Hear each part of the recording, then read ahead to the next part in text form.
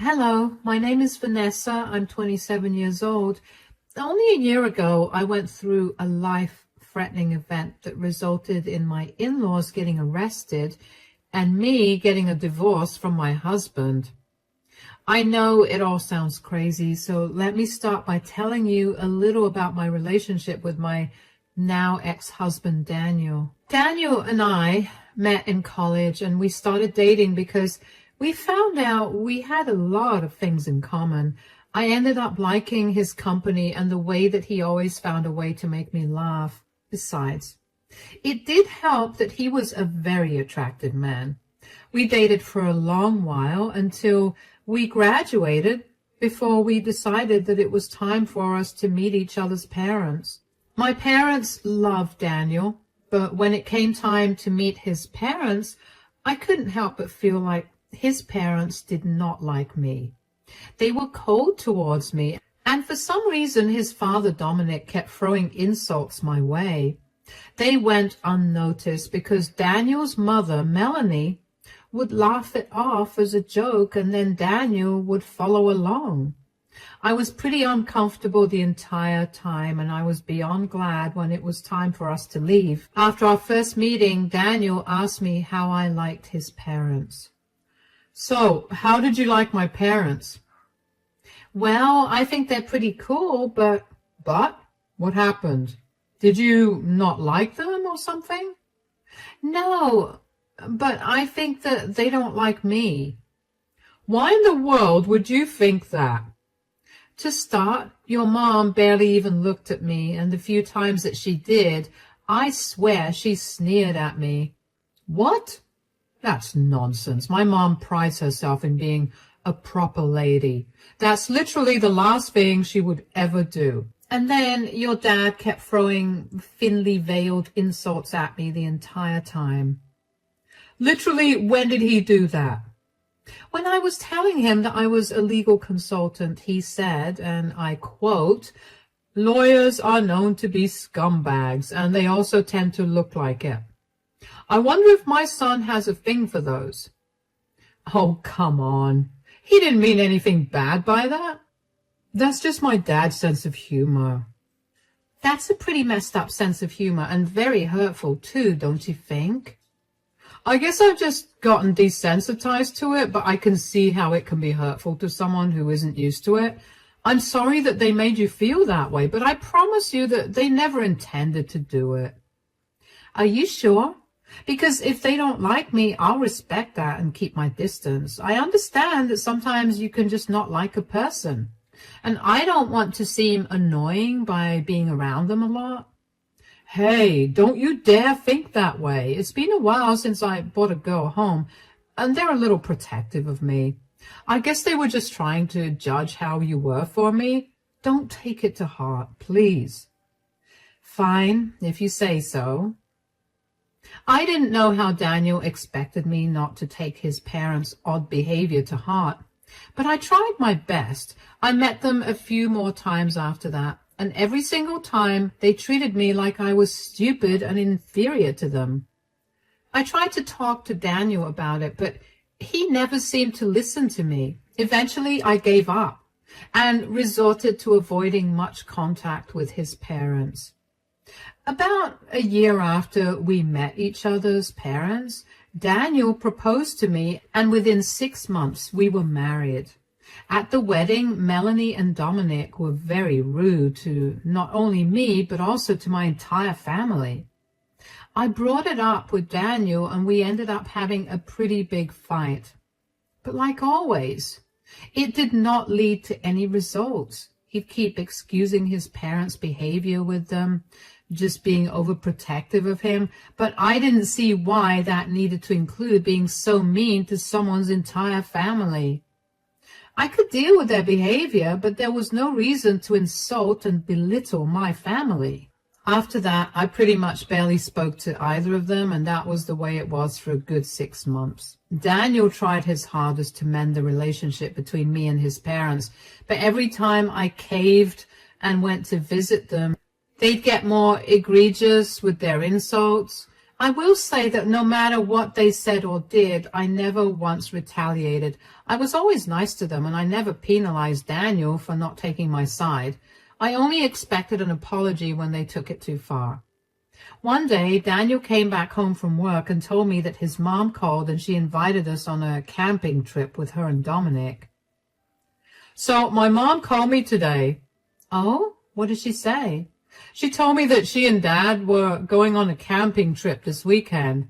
That's nice. Good for them. Yeah, well, they invited us too, and I really want to go. You can go if you want to, sweetie. What about you? They invited you along as well. In fact, Mom insisted that you come along. Really? Why? She never liked me to begin with. This again. My mom loves you. She's just not openly affectionate. Honey, she tried to push me into our wedding cake at our reception. I don't think she likes me at all. So you're just going to turn down their invitation because you think that she doesn't like you. I just don't see why I should be there. I mean, I'll only ruin the mood considering how your parents and I don't really get along so well. That's nonsense. What has my dad ever done to you? He hasn't done anything, but he's sure had a lot of insults to throw my way whenever you're not around, which, by the way, your mom finds hilarious. Are you trying to make my parents seem like some evil in-laws or something? Because I do not appreciate that at all. Daniel, I'm not trying to do anything like that. I've been trying to tell you from the start, but you would never listen to me. I don't feel comfortable being in the woods with two people who blatantly dislike me. It's just not my cup of tea. Why can't you see this as my parents' attempts to make things up then? I mean, they were adamant about bringing you along anyway. Maybe they're trying to clear all your suspicions about them not liking you. How would they even know about my suspicions? I may have told them about it, but only because I wanted you to be proved wrong so you can become comfortable around them. Daniel, you can't do that. How do you know that they won't dislike me even more now? I know they won't, and that they don't, because they've invited you to our camping trip. Keep in mind that this is a very important trip, because when I was growing up, we would go on camping trips to bond as a family. Trust me when I say that this is their roundabout way of telling you that they want to make things right with you. Fine, if you say so, but if I feel like even the smallest thing is off, you have to bring me back home. Absolutely. You have nothing to worry about. I was still very skeptical about going on this trip with Daniel's parents. They had made it abundantly clear that they did not like me, so for them to insist that I come along on some camping trip with them made me feel like there was something wrong. This feeling did not go away, and I tried my best to ignore it because I wanted to desperately believe that the invitation was their attempt to fix our relationship. When the day for the camping trip finally came, I couldn't help but notice how antsy Daniel was. I asked him if everything was all right, and he told me that he was worried about whether I'd be able to keep up with all the hiking involved. I assured him that I was, and then his parents arrived to pick us up. On the drive to the campsite, I ended up falling asleep because the anxiety about the trip kept me up the previous night and on my toes during the entire day. So I had no idea where we had gone, which was my first mistake. When we got there, we parked the car a good while away from the camping spot and hiked for about an hour and a half before we finally found a place to camp. We set up our tents. Each couple shared a tent and unpacked the food we'd bought. It had been a relatively good time by that point. Melanie and Dominic had been surprisingly nice, and I enjoyed it.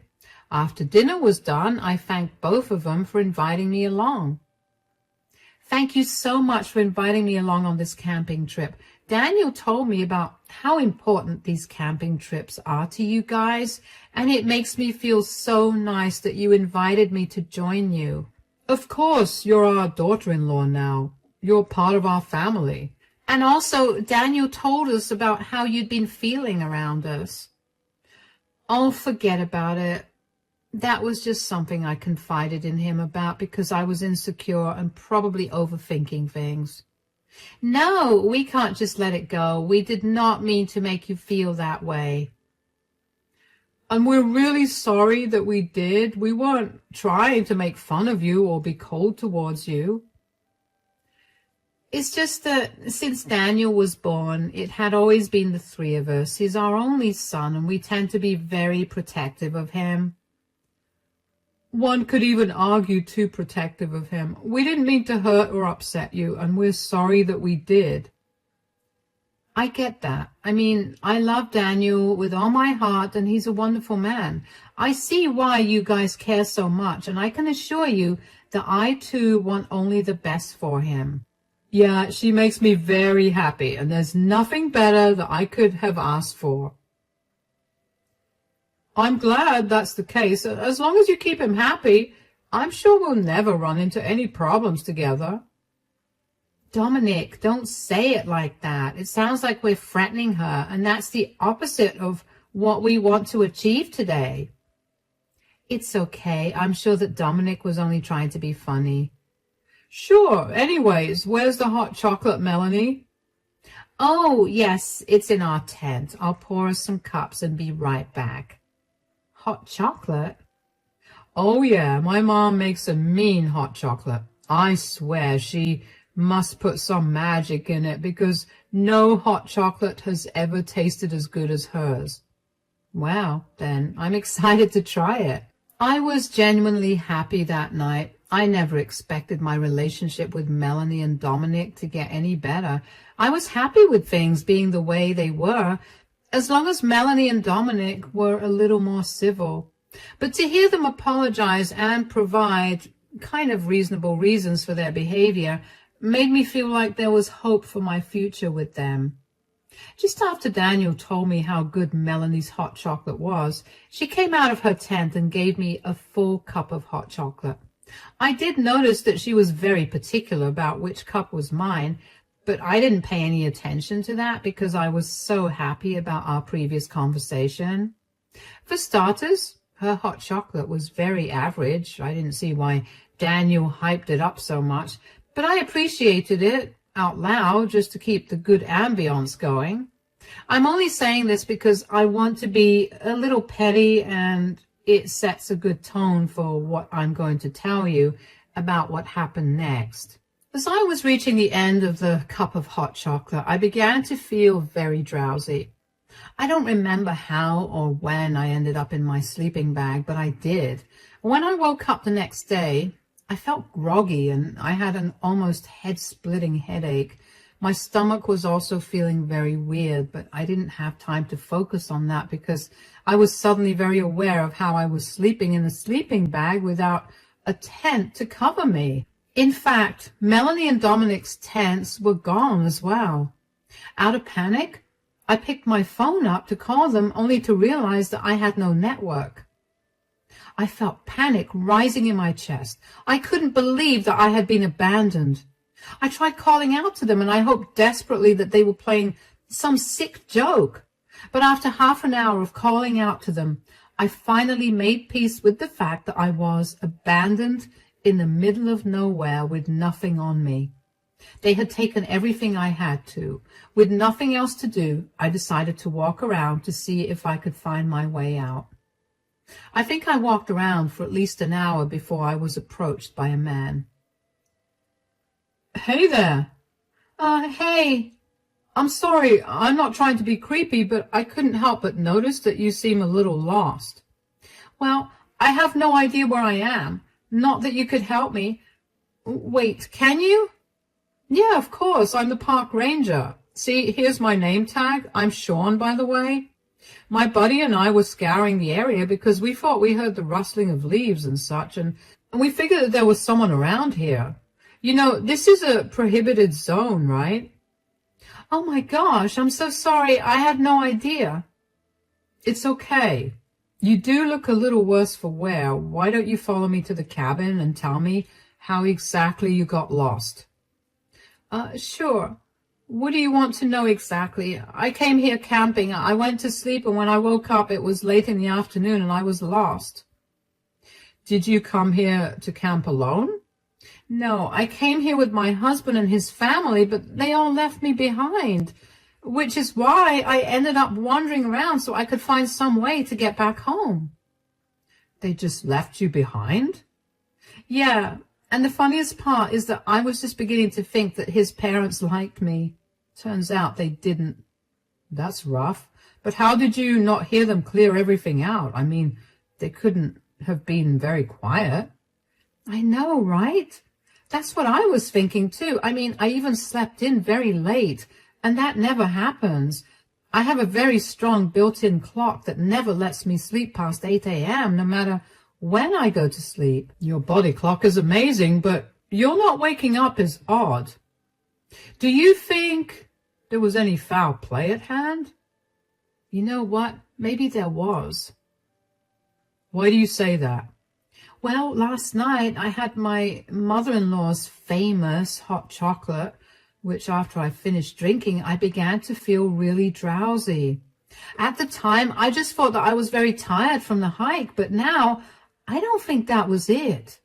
Okay, I'm sure there was some foul play here. Anyway, we're at the cabin. I'll call our main office to get you a ride there, and then we can figure out how to deal with your situation. Thank you so much for helping me. Of course, that's my job here. I was so grateful for Sean. I mean, if he hadn't found me, I don't know what would have become of me. I will admit that I was slightly terrified when he approached me. I mean, think of all the horror films you've watched. Nothing good has ever come out of a man approaching a lady in the woods.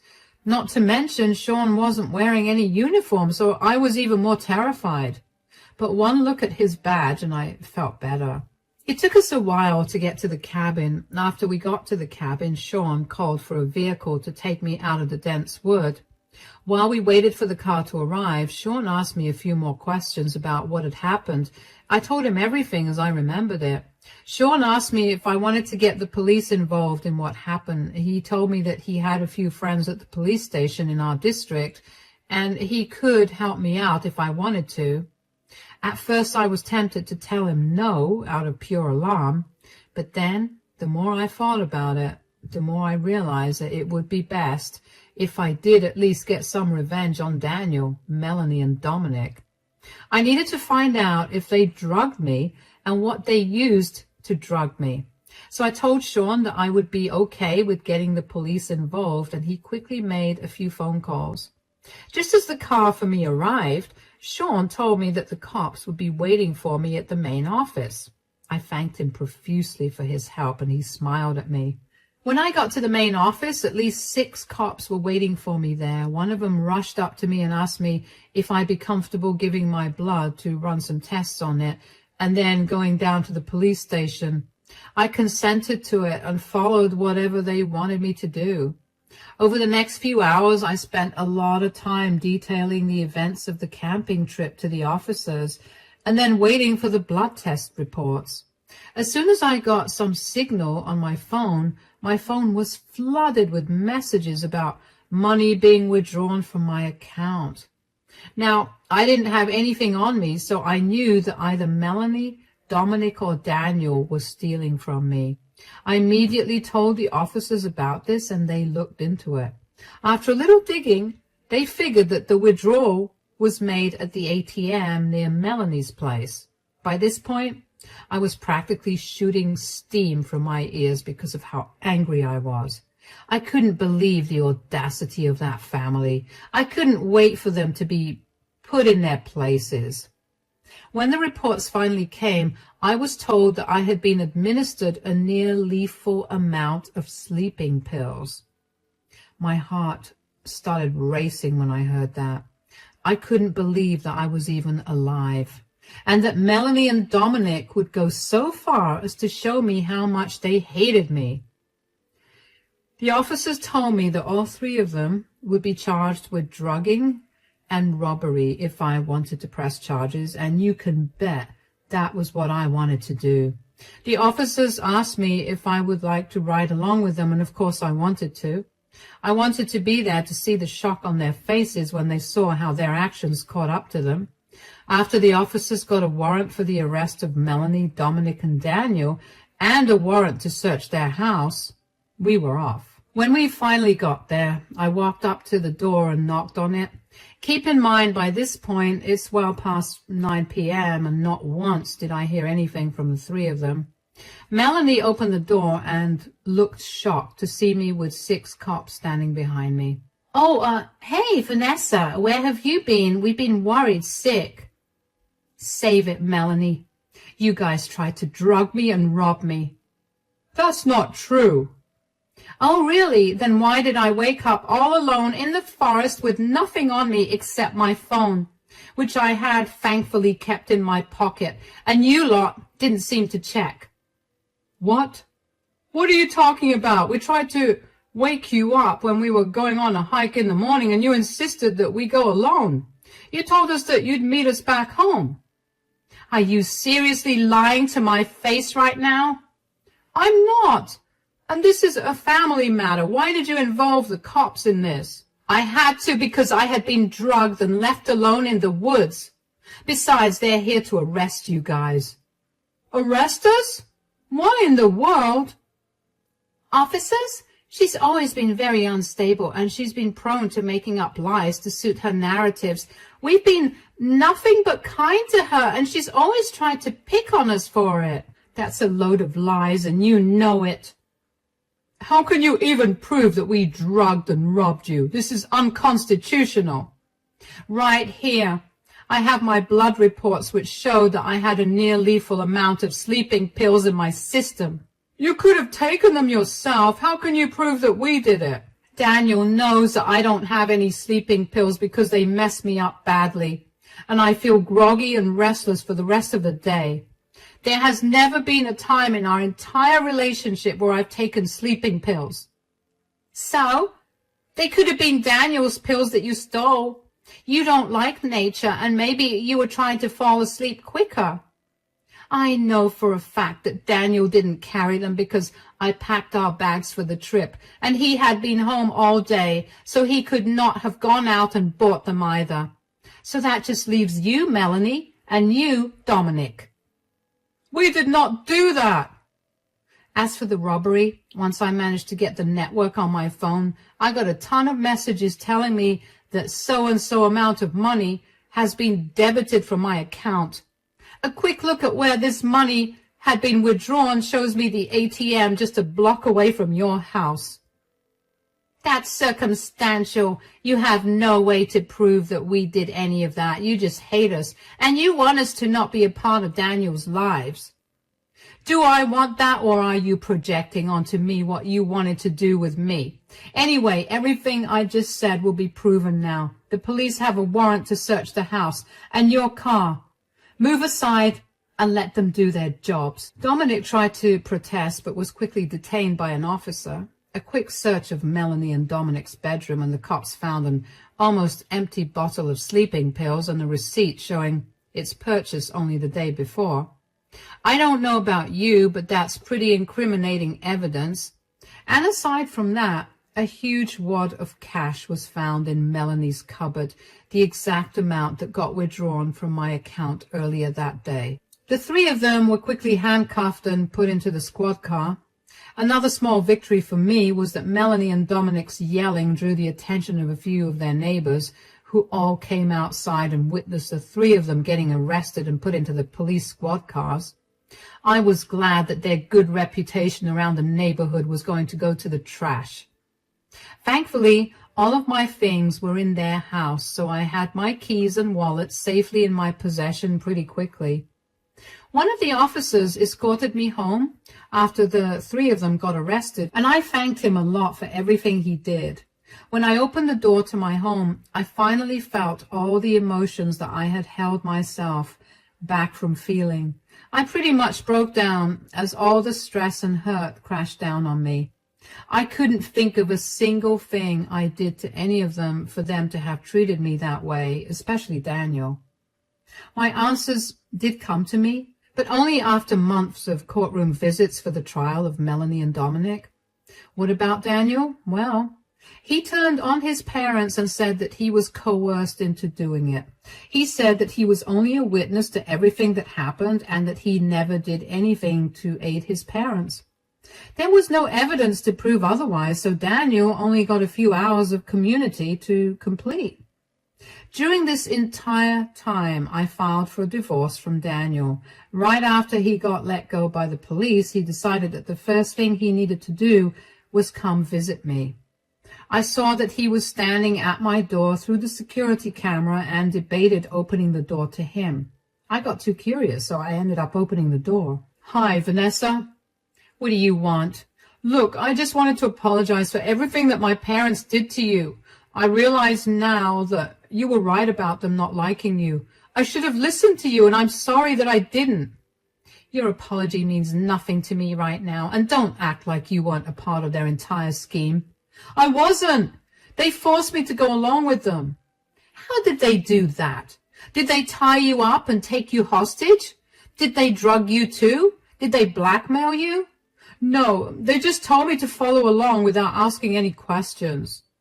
"Why did you think it would be a good idea to come here and apologize to me? You clearly didn't care about me. I was gone for almost an entire day, and not once did you try to find me." "Just because I didn't try to find you doesn't mean I wasn't worried sick." "Right, because being worried sick would have saved me if I had been harmed or hurt. Thank you, Daniel, for taking such good care of me." "I know that I hurt you deeply and that I've definitely hurt our relationship, but if you could just give me a chance to prove—" "Chance? Ha! You're not getting any chances, Daniel. I want nothing to do with you. This is it, the end. You need to leave me alone and never interfere with my life again." "But I didn't do anything. It was all my parents doing." "Yeah, you didn't do anything, but that's exactly the problem, isn't it? You just stood by and watched as your parents almost killed me and robbed me. You're lucky that you got away without a punishment. You'll be served the divorce papers soon. Goodbye." I slammed the door in Daniel's face and couldn't help the large smile that bloomed across my face. I had finally won, and I managed to get a hold of my life again. I didn't have to worry about whether I was overthinking things again and if I was going crazy. A few weeks after Daniel's hearing was done, Melanie and Dominic's hearings took place. They pleaded guilty to all their charges and were sentenced to 10 years in jail for it. They were also ordered to reimburse me for all the emotional damage that they had inflicted on me. Let me tell you, nothing was more satisfying than seeing the two of them listening to the sentences for their crimes with their heads held low. The once proud and egoistic people were finally brought down to earth thanks to their actions. I was only lucky that day that I happened to run into Sean, who, by the way, has become a good friend now, although I think it's safe to say that I'm done with camping now. As for Daniel and my divorce, thankfully Daniel didn't make it a hassle. It went off pretty smoothly and we divided all our assets equally. Daniel did try to apologize to me again, and when he realized that it was not working, he got angry and blamed me for everything wrong that happened in his life. He said that his parents were right for trying to kill and rob me. All I could think of when I heard him say that was, wow, I dodged a bullet. It's been really good for me right now. I'm finally breathing easier, and I feel like I'm in control of things again. If there's one thing I've learned through this entire experience, it's to never ignore your intuition. If I had just listened to it when I thought of how odd it was when Daniel's parents insisted I come camping with them, I would not have gone through something life-threatening. I'm lucky that things worked out well for me, though, and it could not have happened without the help of some very nice people that fate happened to put in my way.